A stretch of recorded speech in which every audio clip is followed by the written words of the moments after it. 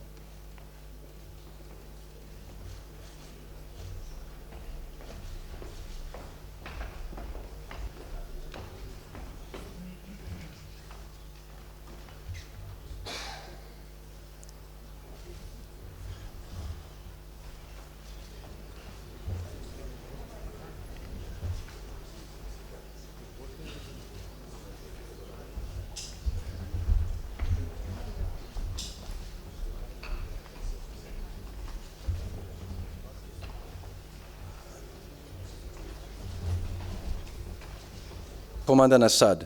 За подполковник Роберт Джакович.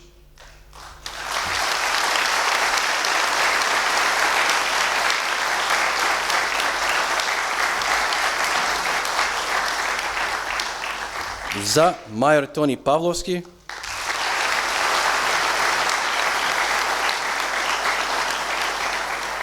Подпишано от Грегори Найт, генерал майор.